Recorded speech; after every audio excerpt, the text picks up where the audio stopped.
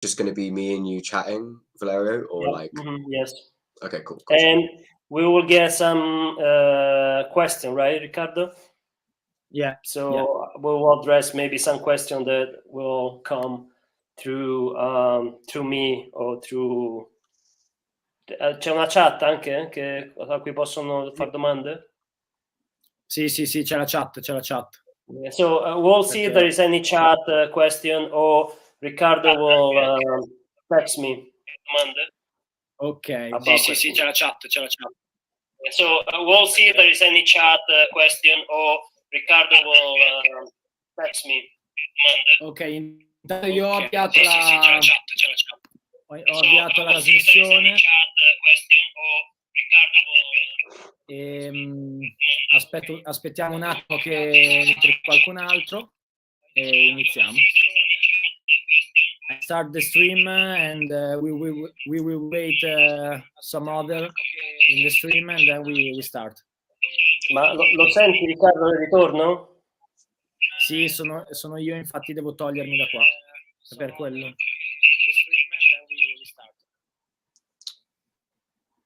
The audio will be like we're hearing like Ricardo's stream. So if Ricardo like mutes his stream on his phone or whatever, we'll be fine. Yeah. Well, I guess I'm not sure he will come back, but I guess we are live now, so no problem. I'm ready to start. So we'll maybe wait a few minutes, and in Italy there is always those 15 minutes academic delay. Okay. Adesso senti il ritorno, Vale? No, adesso a posto. Perfetto. Ho qualche modo qua per vedere chi è collegato, quanti sono collegati o non abbiamo noi modo di vedere? Certo, puoi andare su YouTube, però ti consiglio di metterlo in muto su YouTube perché se no senti il ritorno. Beh, allora dai, facciamo senza. Tanto io comunque sto controllando il tutto. Tanto ci dici tu quando possiamo, bene o male, iniziare, quando ci sono i primi connessi. Stiamo iniziando a entrare where are you based on now? Where you live now? So, like in the summer, I live with my parents in Brighton, and then for uni, I'm in London. So, and Brighton's pretty close to London too. So yeah, like right now you are in Brighton. I'm in London right now. Well, London. Okay. Yeah. Ti salutano, Vale, dalla chat.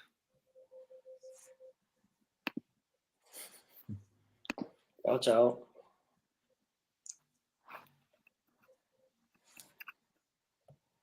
Where are you, Valerio?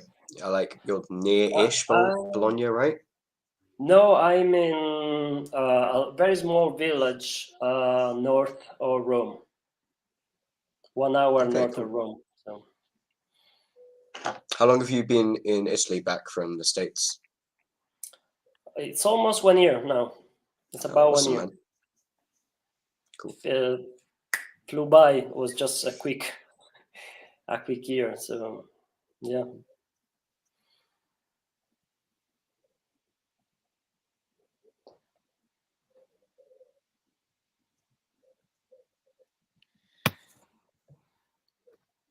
Ok.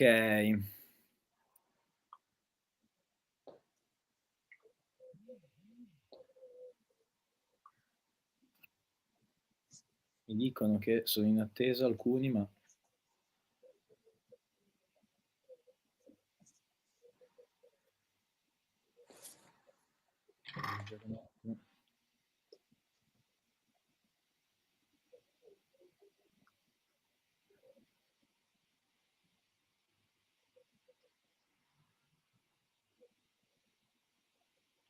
Mi dice che ce ne sono molti in attesa.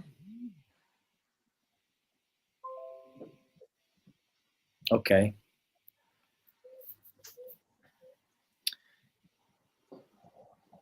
Beh, semmai partiamo e poi dai chi si tanto partiamo. stavo dicendo giusto quello. Ok, allora, ciao a tutti gli spettatori attuali. Oggi abbiamo come ospite Noah Brinkworth, che è un... spero di averlo... I had the good pronunciation. What's the pronunciation, Noah? What's the exact No, pronunciation? you killed it. Yeah, Noah Brinkworth. Like, you got it exactly right. Top. I'm sure I ruin your names way more than you ruin mine. Ok. È un grande esperto di Hexaflex, poi ci racconterà lui. Adesso il nostro intervistatore è Valerio Iani, anche lui grande esperto di Hexaflex, che l'ha studiato a lungo, quindi insomma ce ne saranno delle belle. Innanzitutto vi ricordo di seguirlo attentamente e che ci rivediamo anche giovedì, non domenica prossima, giovedì 10 marzo con Gus Elton, giocatore americano che ha giocato un sacco di squadre americane, fortissimo, e gioca attualmente anche in AUDL, e quindi insomma presenti. Lascio la parola ai nostri due ospiti e buona visione. Ciao Riccardo, grazie. All right, so welcome Noah. Hey. And well, maybe let me sometime translate a few things in Italian, but generally, I mean, we will speak in English, hopefully. Cool, great. My Italian is very limited. I'm so sorry. Maybe one thing you can do is kind of speak slowly, and that will help definitely some people. But cool. Yeah, so Noah, I'm very excited to meet you finally in person remotely, because we kind of chat and collaborate, but of course we never meet in person or even like remotely. So it's cool to see you. Yeah, I think the first time I remember speaking to you was around when you were putting together the Ultiworld article, which is, by the way, big credits, Valerio, getting the #1 Ultiworld article of the year in terms of viewership. The article again about Hex, more than any other, read more than any other article in 2021. So. Yeah, thank you. That's what's surprising, but also it is an indicator how much this Hexaflex start to kind of get some attention, and also that's why we invite you. So great. Noah is, we can say, probably a content creator. You're also a player, right? And are you coaching too? Kind of like casually, like with my uni team. I'm not coaching at like a club level, but yeah, like introducing new uni players to the game and getting my like uni team on, getting them doing the sort of right things at like a basic level. But I definitely will be coaching because I'm addicted to the game. Like I'll be coaching very soon, like coaching more seriously. I think that is coming. That is coming for you with all this knowledge. But and also, you mentioned you are working in some documentaries, and one was about is the Australian Hammer. Yeah, it was awesome, man. It's yours. Yeah, so one, I don't want to take too much credit because the main thing that makes that video amazing is like the audio, and that we like was all gotten from this guy called Gus McDonald. He's an Australian Ultimate player, journalist, content creator, and he put together like the original sort of podcast documentary, and I watched it when it came out a couple of years ago, and was like, this is amazing. So I decided to, it's been in the plan for quite a while. I got in contact with him, saw if he was okay with it, and yeah, we got loads of footage about the game, spliced it all together. So now it shows this really great coherent audio story about. I think that helped a lot. I mean, the video helped a lot. Can you just quickly in 60 seconds mention what it's all about? Yeah, so basically the Australian men's team are very close to beating the USA men's team at Worlds in 2012, it goes down to universe point. It goes down to an individual hammer.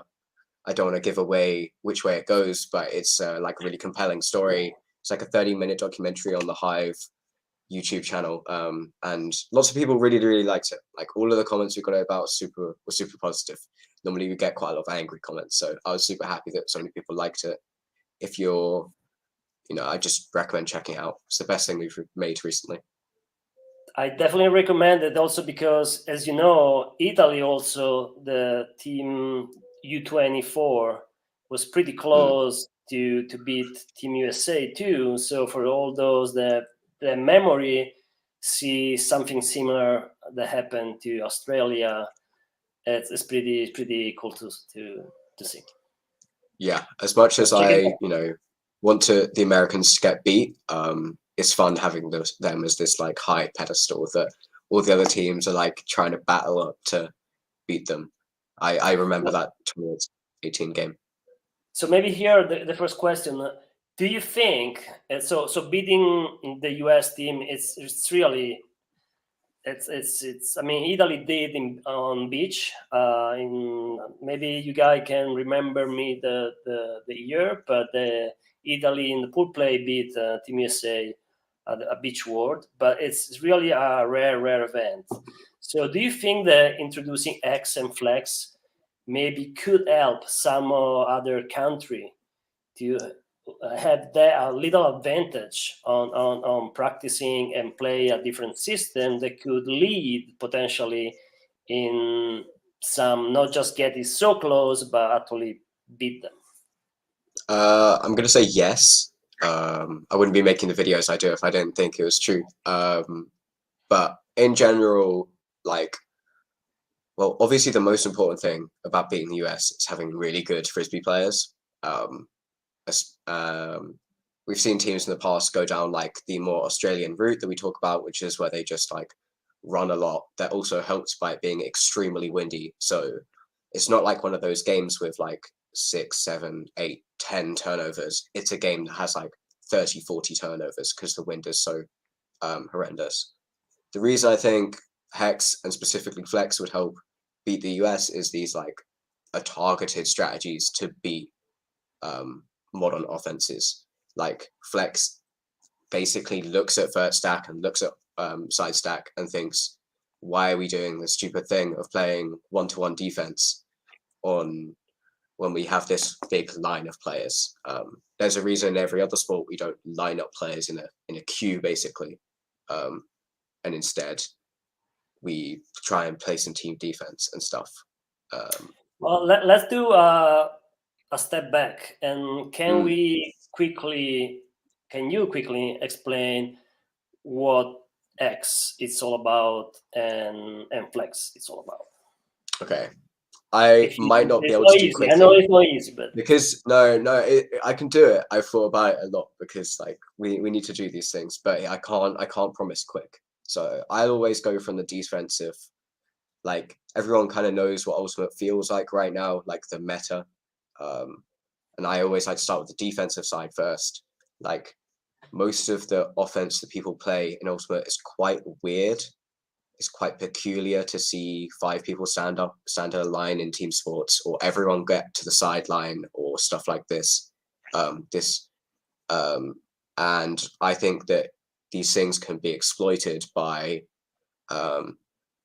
playing Flex, basically. For example, surrounding a vertical stack so that you have covered. You have like surrounded all the way around. Wait a second, because I got a message. There's something is going wrong with the live. Mm-hmm. So we might need to switch. But now it's trouble because I'm not sure I'm going to use this and how we can make this work. But there is some problem for people to connect. Okay, no problem. Let me try to figure out what we can do.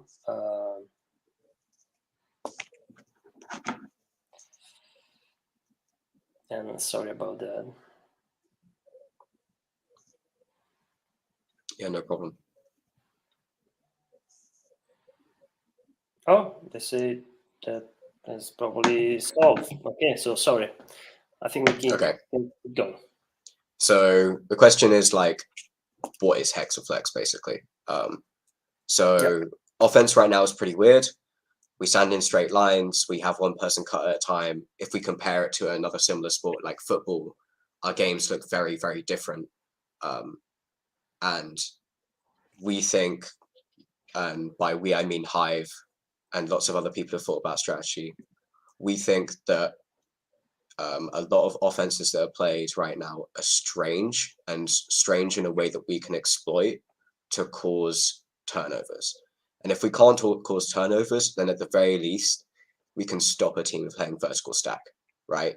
We can, every time an offense plays vertical stack, you can choose to just not let them play vertical stack, either by surrounding it and trying to gain some sort of advantage, or just playing zone, they have to play something else completely different.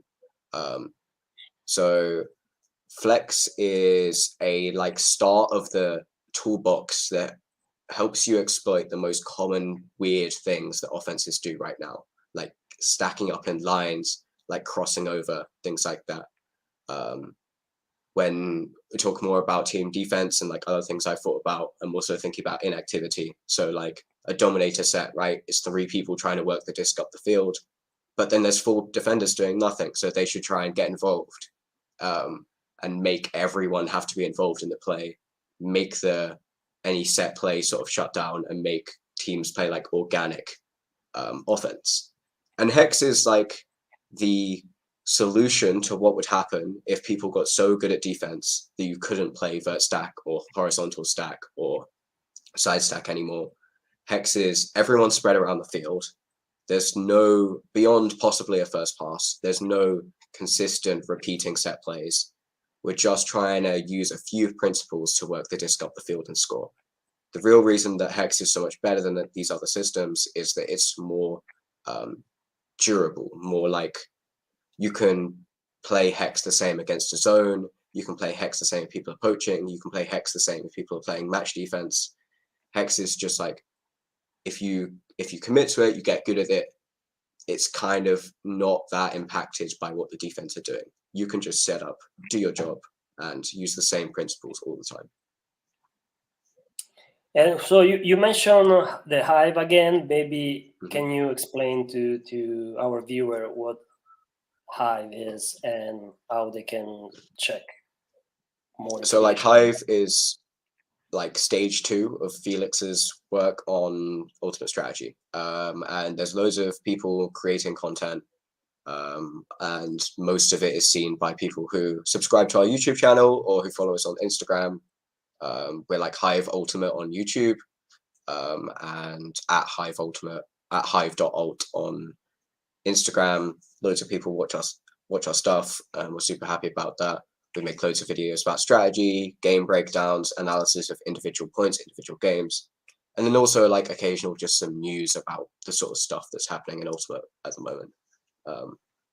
Yeah, and I think that's part of the strength of what Felix is doing, because I mean, X in somehow come from motion offense that was started years ago as an idea and with some practicality. I know there are some players, some team that actually play motion offense in the 80, in the 90. They were a combination of players they tried to play.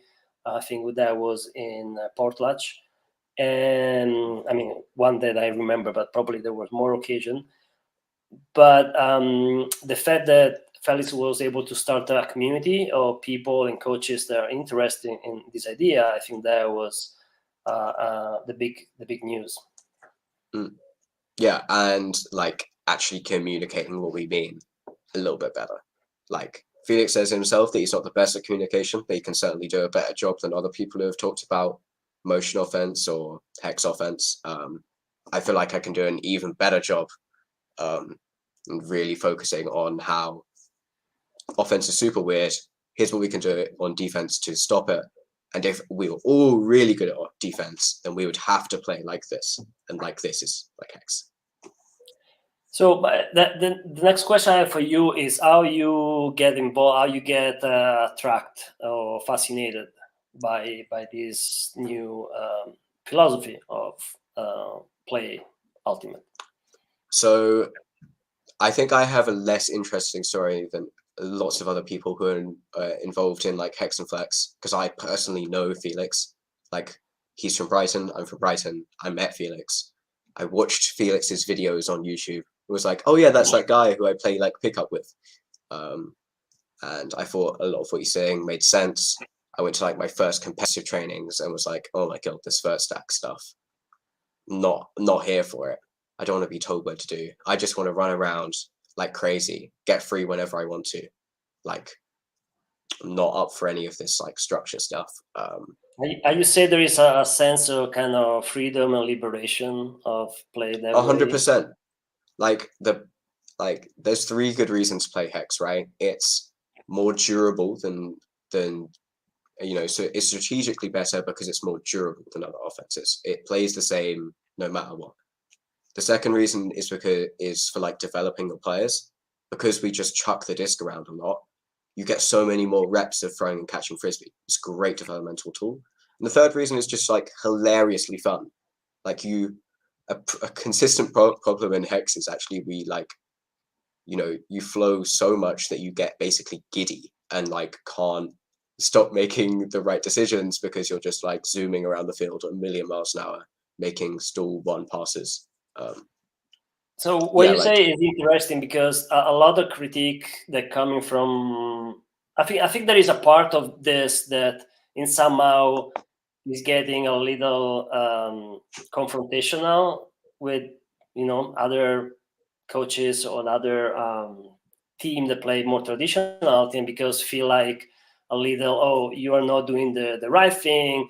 We have a better system. This work better, but actually there is almost zero proof that, you know, this is work better. But my point would be, I mean, there is all, we need to prove it. We think, but you know, we need to have more proof that it's really a great system. But even if it doesn't work, I think that just the fact that it's more fun to play and develop better player in terms of understanding awareness and what, you know, is called often the game intelligence of the player.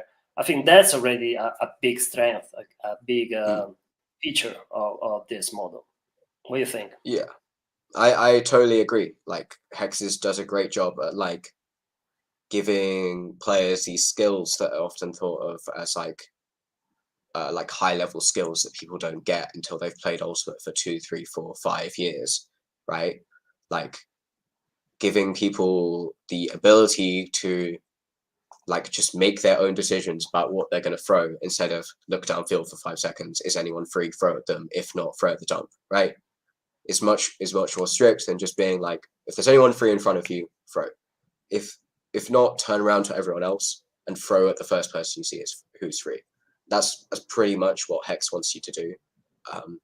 And it teaches you both like with and without the disc to like get into space, find space, and on defense, like be more aware of where your teammates, where every other attacker is on the field. So yeah, like we definitely know teams like from like working with Hive, we definitely know teams that like just kind of play Hex, you know, they're like uni teams or something like that. They play Hex for like the first year with all their beginners, and then because no one's messing with their vert stacks, they go and play vert stack at like high level tournaments and stuff like that, because you know what, vert stack is a pretty good system if everyone's going to play match defense against you. You gotta like do something about it to prove. In terms of like the animosity, like there is a certain subset of people who will never believe it until we win, right? And the goalpost may be pushed. I don't even think we've got to the first goalpost to be pushed yet. Like, basically depends if you count Revo as a Hex team. I think I kind of do, but they don't recognize them. Yeah. I mean, they don't see that way. They don't see that they're like accidentally Hex, right? Yeah. Like Mauricio just has some great, you know, fundamentals, and they come sort of to the same conclusion, right? he didn't use the same, like the conclusion's pretty similar in terms of how they play on offense some of the time, most of the time I'd say, but the principles are different because, you know, he's been doing, you know, he's been a coach for Well, and decades. speaking about Italy, you have basically Cus Blafotta Bologna in 2019 that beat Clapham. They were playing a pretty close team defense, not exactly, you know, flex, but was pretty close to a flex, and somehow pretty dynamic in terms of offense. That was pretty similar to a motion offense in somehow. Yeah, I think that their play style in 2019 was great. Wish it was better in 2021. But yeah, seriously, like I think I would like to elevate like Bruno Mine as someone who just played like with such awareness in those 2019 games that he forces the team basically to play team defense. And there are certain players like that. Like if your best defender is so aware and so poachy that they're going to leave a player free to run across the field to try and get a like huge layout D, then you're going to need to adjust. And we see other teams like that, like Machine in Chicago, where Johnny Bansfield is such an aware player. He's like so aware that all of the Machine defense have to like switch on and get aware with him. And I think that was probably more true in 2019 than it is now, because when you look at more now, like they are kind of all on that same page and they're not just getting dragged on by Johnny anymore. They're like all really in this whole thing. Of, more intentional. Yeah, more intentional. They're tracking teams on sidelines so nicely. Here come the other critiques say, well, you see that you're talking just about bad ultimate, but the good ultimate, the elite ultimate, they already play those principles. So X is nothing new. So how you respond to that? I like that criticism more because it's saying like, you know, congratulations, you got the right answer. Like, you know, you can't believe both, right? Either what we do is like a crapshoot and it has no value and it's never going to be good, or every team is already doing it. And I think it's somewhere in between, right? Some teams at a very high level are doing very similar to what we're doing. You know, a lot of teams, like a lot of high level teams, use hex principles to teach their players how to play against zone. Like that's a super common thing. We're talking about like AUDL teams, like high level US teams, go and take all the hex principles, and that is sort of their like zone offense. So you know, there's clearly something there. Like, do we have a team who is like 100% into the flex, 100% into the hex right now? Maybe not. But you know what? Like Revo's pretty close, and I'm sure we'll see more development. Like, and even if I'd love to see more development, even if it isn't hexy flexy, right? Just show me more new things that break up what we're already used to. Innovation. I mean, definitely, I think that's a great thing. The X Flex, just the conversation we started on review a little bit. What are other options to play offense and defense in Ultimate? But back to the same argument there. Could we say that probably all the principles that some elite team are using basically are combined in the X approach or flex approach, where you basically combine all those elements together and you kind of practice in a way they're more intentional and more systematic. And so could be that a good answer? What do you think? I think that traditional offenses teaches people very rigid skills, and that as players get really good, they realize more and more that they need to ignore those rules frequently. And as their play gets better, their play looks more dynamic, more hexy-flexy, especially when the defense is really good. You have to kind of play a bit more organic, play in smaller spaces.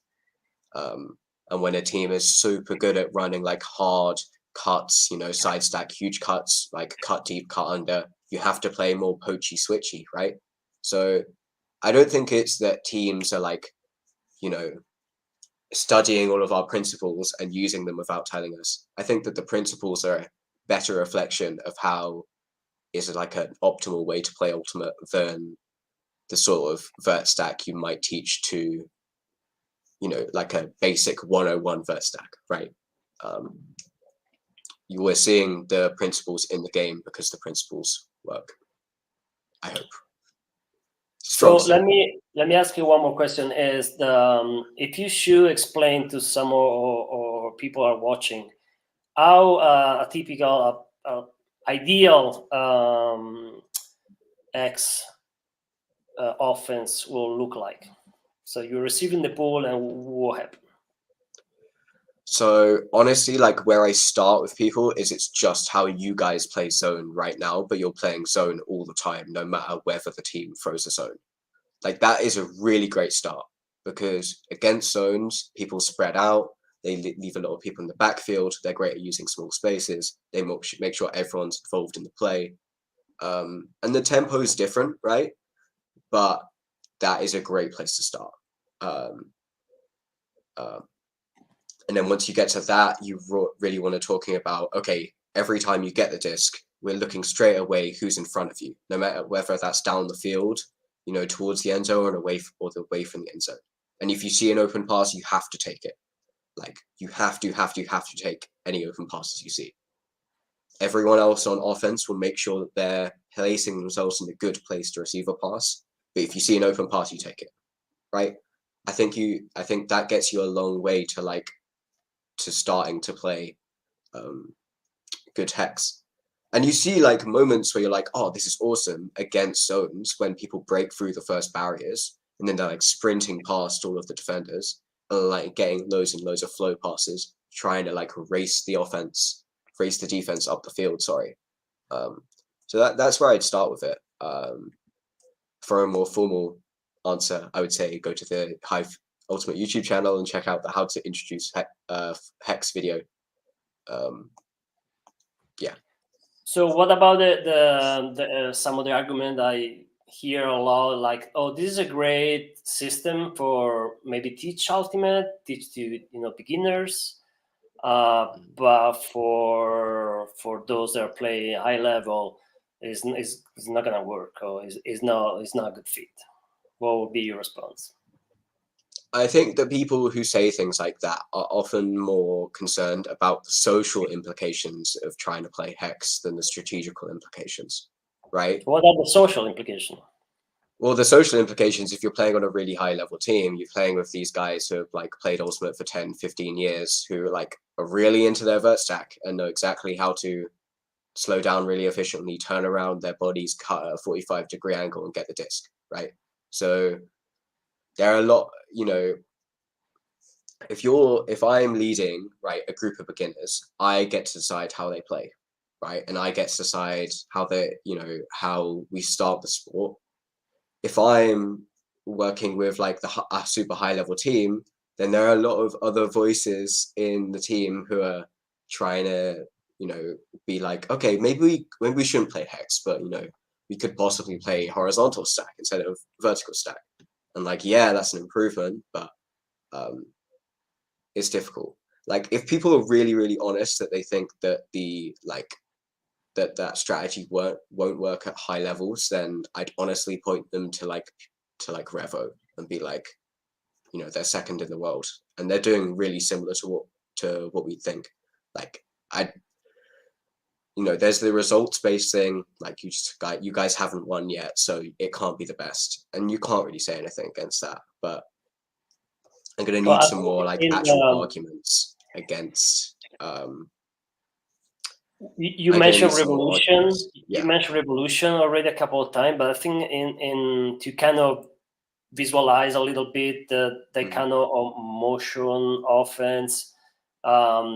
Can we bring some other example of, for example, the famous bus bullet, kind of dynamic, movement and quick passes? I think the best way to think about it is like Barcelona, like the glory era of Barcelona, all of the best players in the early 2010s, and they're just passing the ball around teams. like they don't exist. I think that's really what we're looking for. In Ultimate, you have to do it with more purpose because you kind of got to score and holding. But like, you see moments of Hex that look very similar to like those Barcelona teams. The tiki-taka. Tiki-taka, exactly, right?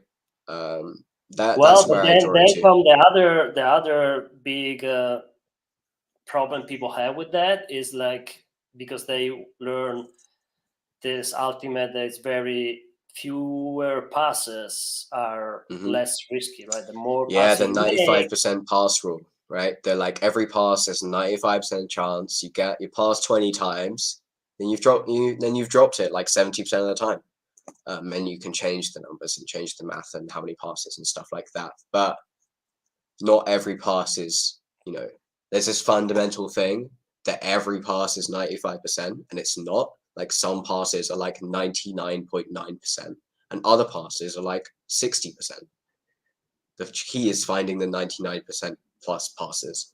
And, I don't see a better system than Hex for that, because you're throwing like 3, 4, 5 meters a lot of the time. You're throwing people you're directly facing, who are often standing still. Like, I do think that eventually you need to score. And another criticism you've been bringing up loads, love that, is that like if you play Hex, like how do you actually score, right? And the answer I have to it is, well, the disc is normally at the back, and you want to pass the disc forward. So if all of your targets are forward, then you will sort of eventually go forward. It doesn't matter if any individual pass goes backwards. But as long as people are generally in front of the disc towards the end zone, you'll get past. The disc will get passed forward, and will eventually get pretty close to the end zone. I think the pass thing is like, I think it's even less relevant when you do replay analysis of the top games. Like, for example, the 2021 national final, 12 turnovers, or like the Japan USA game, it's like 10 turnovers, right? And each of those turnovers is because of very specific reasons, right? They're at the highest level. There are very few times where you just kind of drop it, right? Maybe once or twice a game. And I completely sympathize. Maybe if you've got a team that doesn't have the same passing and throwing and catching skills, then you are just going to get loads more of turnovers where people just throw a rubbish throw or catch it incorrectly. But at the highest level, these turnovers have reasons. And the reasons are generally not just a 5% random chance. Yeah, I mean, I think you're right. Either the skill are so high that when you throw, you make a good decision. The throw are pretty reliable. So even if you do 20 or 50 passes, you're still in a good situation, a safe situation. Or you don't have the skill to throw, but then it's better probably throw 10, 15 short passes with people in front of you with the right separation in the right place, then maybe just a couple medium long throw that are going to turn and turf for sure. So. Oh man, we've all seen people playing vert stack, and one team sets up a vert stack. They are presented with a very difficult cut to hit. They throw at it and it goes over their head, or it goes to the floor, or like someone bobbles it, because you're throwing like a 15-yard pass. It's probably windy. The throw is probably bad at throwing. The catcher's probably bad at catching. And you see the vert stack turnover like loads of times, and you just want to yell at them like, "Look, you guys are not at the level where you can complete this pass. Just take anything you can get. Take the 3-yard advancements up the field." Or backwards, yeah. Or backwards, man. Like, we need to go up the field eventually, but that's not a rule for every individual pass, right? You can do 5 passes in a row backwards, and no one, it's not going to be a bad thing. Well, I don't know. I was asking those questions because I think they're coming a lot in terms of critique and doubts, and I think sometimes, I'm sure you feel a little tired to respond to those, but Nah, man, I love it. I love it. Anyone who I can in real life, I will do it forever. People on the internet are kind of dicks sometimes. Real life, I'll play this game forever. And it's great. The best like argument I have is that if you really like VertStack, don't get to play it all the time. You can only play VertStack when the defense chooses to let you play VertStack. If they don't want you to play VertStack, they play zone. You've got to play zone offense. Same thing for side stack. Same thing for split stack. Like horizontal, you can kind of get there, but it's pretty dicey. It doesn't look the same. You don't get the big deep cut, big undercut sort of thing. You're kind of more fluid. You're popping in and out. But like, zone and other defenses exploit the most common offenses. Do just beat like the most popular offenses. So you've got to answer the question as a team: what am I going to do? What am I going to do when like we've trained vert all year and someone decides to play zone and now we can't play our vert anymore? And a really compelling answer is hex, because you can play hex whatever the weather, whatever the defense, whatever your ability. Train it all the way through. I think considering how much teams spend on set play or the pool play, and then if you are superior to another team, you're going to win no matter what, either if you use the set play or not. But then when you get to the close game, the other team know you, and they're not gonna let you do the pool play or the set play. So basically, all that time spent on set play when it really matter, it's gone. Yeah, it's like, I completely agree. The amount of time we spend on things in Ultimate is way out of whack, right? We spend way too much time like in these very specific scenarios that you can only do if the conditions are perfect, if the defense is stupid. Like, let's spend more of our time playing an Ultimate that can be played in any weather with any ability, whatever the defense, right? That's my pitch for hex. We go back to develop the player and develop the game intelligence and the awareness on the field, so understand what's going on, the anticipation and the decision making. I think it's very relevant in any sport, but in ours especially. Yeah, because I mean, a lot of what when you teach people VertStack, the instructions are so rigid that they are, just learning the instructions. Where but that freedom is also scary, because people start to say what I should do, where I go. Oh god, the question. Oh, what a question that is. What should I do? As someone who leads a team, what should I do is my least favorite question, because I'm like, you're playing frisbee, man. Like, don't you know? I know how to play frisbee. Like, and it seems rude, because not every, some people like really clear instructions. But that's what we taught to our player for years, right? What to do and when to do it, and of course, even now, experienced player, they can totally go there and find out and make good decision and play well. They still have this drive for what, where, and when, what I should do when I run, what, and that's give you a level of poor understanding of also their self-esteem, although the awareness of their skill, because some player already have those skills to just see the field and make decision. Yeah, loads of people just get it. Loads of people get it naturally. What I say to the biggest thing that people worry about is, what do I do when I get the disc? What do I do when I get the disc is a really simple one. It's someone's in front of you and they're free, throw it to them. If you know someone else is free, throw it to them. If not, just look at everyone and wait for someone to get free. They will. You've got 10 seconds. Like, it's a long time. And, you know, vert stack doesn't give you that as easy an option because, you know, when you get the disc and vert stack, it's look downfield, 5 seconds, then try and look for a reset. But what if you look downfield and like all the players are really poached under, and there's a deep poach, and then there's 2 players playing against the dump? What are we going to do then?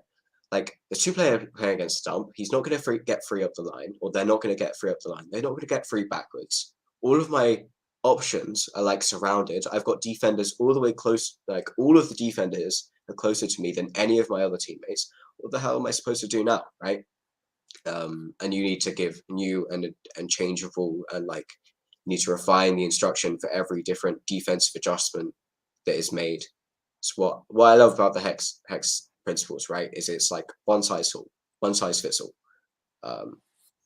There are like definitely like behavioral things on the field that we all just agree. Like, if you fake at someone, that means you've got to go and find space. You've got to go change direction. You've got to find space in a different way. And we definitely teach those things as well. But yeah, that would be my best answer to what you should do. And I think at this point we need to touch something that we didn't talk about, and it's dribbling. Dribbling. Okay. Yeah. You're ruining all my video ideas, Valerio. So I'm getting all the good info out now. And no, this is years of video. So can we explain what dribbling is and why is actually a thing? Why it's a thing is not a great one. I don't want to get into the Frank Huguenot story, but we no, might. I want to do that, but in terms of why it's called dribbling. Why we have this? Why all the hex people like dribbling, right? And like, there's not many people who like hex and don't like dribbling, or like dribbling and don't like hex, right? There's it's a Venn diagram and it's one circle, and everyone. So people who like hex like to move the disc quickly. I think that most people who like hex like to move the disc quickly because it's fun. The strategical reason why moving the disc quickly is because it minimizes the inactivity of your teammates, right? If you always keep the disc in the same place, then all the players close to you are like really active, and you could theoretically double mark them. If you're moving the disc around the field really quickly, then all of the players are more constant threats, and you need to play like really honest defense against them. I think that dribbling, dribbling is good because one of the reasons dribbling is good. Okay, wait, I should start with what is dribbling, right? Which is basically give and goes, but turn it up a notch. So the normal threshold that we go for is if you're giving and going, and then you change direction in that movement by either throwing it to a different player or going with the same give-go partner and just shifting yourself across the field. And dribbling is just giving yourself super easy passes back and forwards whilst running away from all the defenses that want to ruin your day. I think that it is a muddied territory because of Frank. And we're trying to like deconstruct his ideas and make it more accessible. But yeah, so another reason why dribbling is so great, right, is because players get really like lazy and they get flat-footed when they're on the mark. So if you can throw it and go with your throw and accelerate out of it, you can get some really nice separation. And you're very easy to be hit again, right? Because if you throw at someone, the last thing they're looking at is you. They look at you, then they look at the disc.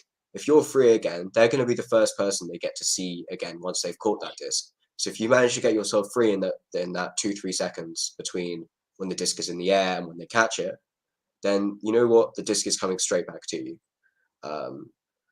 And that can be really powerful because then the person who threw it could just do the same thing, and you can just go and go and go down the field and have these like really nice sequences.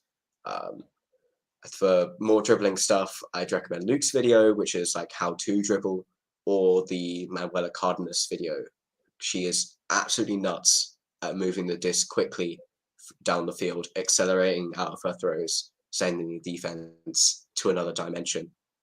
Excellent, amazing player. The hex dribbling thing, right, is they really work well together, because in hex we kind of like want to move the disc really quickly, and we have this principle of if anyone's free in front of us, we throw them the disc. And dribbling gets you in that situation over and over again. You get like this great positive feedback loop where someone throws you the disc, they're free. I throw them the disc back.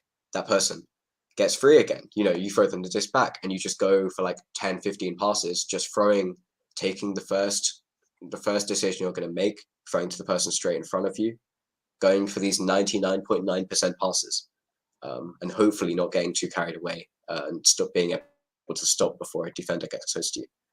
Sorry, probably a bit rambling about that dribbling one, but I don't have the thoughts as. And actually, speaking tight of, in my head.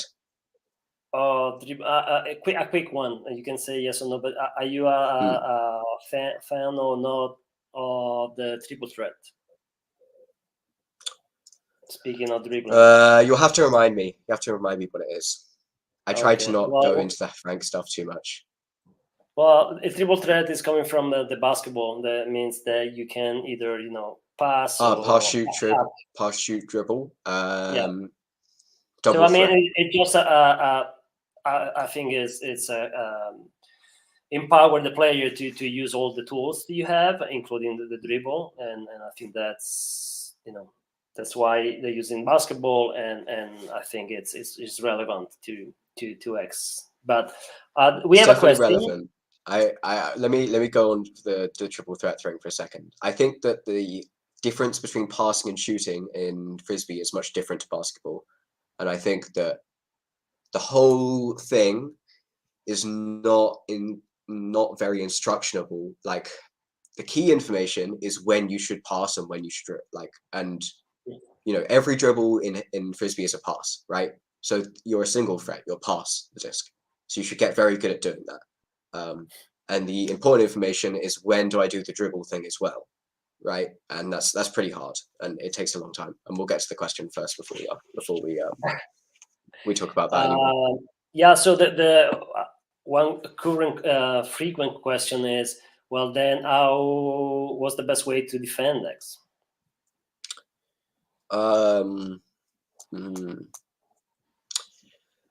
Well, like, Hex isn't like a superpower, right? So if you're just really better ultimate players than the team playing Hex, you're going to beat the team playing Hex by pretty much anything you do.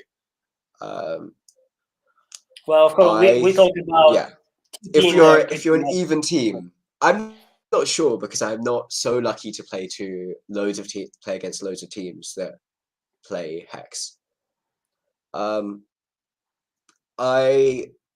If I was really theory crafting it out, what I think is to play a really aggressive zone that packs more players close to the disc than far away, right? So I want 6 defenders closer to the disc than, I want 6 defenders pretty close to the disc, and all trying to sort of trap the disc on the sideline, really try and make make teams throw like big overheads, or just expand the Hex and make all these throws much more difficult.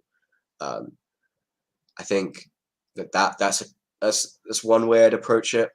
I thought a lot about trying to that against Hex and against just every offense, to be honest. Like, it really makes a lot of sense to either force in or out, and the other forces are just kind of weird. Like, unidirectional forces, force flick, force backhand, super strange. Forcing in or out, like, that's the future. Like, those are the actual forces that make sense. So I'd make sure I'm playing one of those some of the time, most of the time. But I don't have an amazing answer, because Hex is so like durable and so I forget the word. Unpredictable too. So it's very unpredictable. Yeah. That's a great word. Also, we will figure it out, like right? The more X team out there, the more we'll find out what are those defense that work better. The greater question is how do you make any team turn over? And I think that question has 3 answers. And it's either deny, which is how most teams play defense most of the time. And that's that we are shutting down every option until we get to stall 10 and they have nothing to throw to, right? That is the deny option. I think it's hard in Ultimate, hard to do in general, specifically really, really, really hard against Hex. Like I wouldn't bother trying and deny every option. Your second option is like bait, right? So why don't you let the Hex get into these situations where they can move the disc really, really quickly, but we're going to try and dive in, get a layout D on like a pass that someone just hasn't quite thought enough time about, and you're sneaking behind someone, so baiting people into situations where they make a bad decision. Or we're like, I've forgotten the word I used for this. What's the word I use? Deny. It's an A word. I don't know, but allow, basically. Allow is not the word I try and use, but allow. So we draw a line in the sand of like, you aren't getting close, you can't move forward. You just let them move backwards. You let them take lots of low value passes, loads and loads and loads of them. And they sort of eventually turn over because they make an individual mistake, or so we very, very much cover all of the high value options. There's no deep threats. There's no like hammers over the top into really valuable space. The only thing you let happen is swings around the back forever, and eventually they just drop the disc.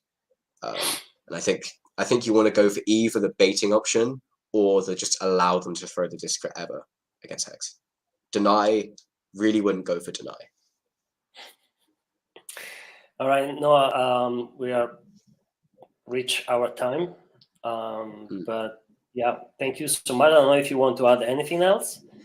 No, we have a new question, but that's all of me. There's no more, Valerio. You got all of the information out of my tiny brain. Like that is all of the things I thought about for years. Congratulations. So are you? I will. Where people can follow you? Or yeah. Let's do that. Follow me. Gross. Don't do that. Don't follow me. Follow Hive Ultimate though. Subscribe to our YouTube channel. Just type in Hive Ultimate. And watch our videos as well. On Instagram, we've got loads of followers as well. Do that as well. Type in Hive Ultimate, you'll probably find us. Our official name is hive.ult. But yeah, go follow Hive Ultimate, because if you liked what I said, if you think I made sense, it'll all come out in the wash in loads of really well edited videos by Felix and by me over the next couple of years. I think, even if the team don't want to introduce Hexaflex, I think they start to think about, because they're going to face soon team they're going to play the way, so they need to be prepared. Or maybe you just want to see like a really great documentary about some dude who threw a hammer in Australia, right?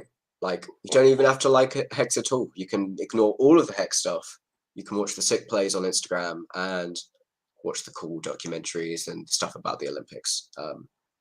There's no forcing you to like Hexaflex. We're just strongly persuading you. All right. Well, thank you so much, Noah, and good luck with everything. Thank you, Valerio. That was awesome. Thank you. Stay in touch. Bye-bye. Thanks. Bye. Take care.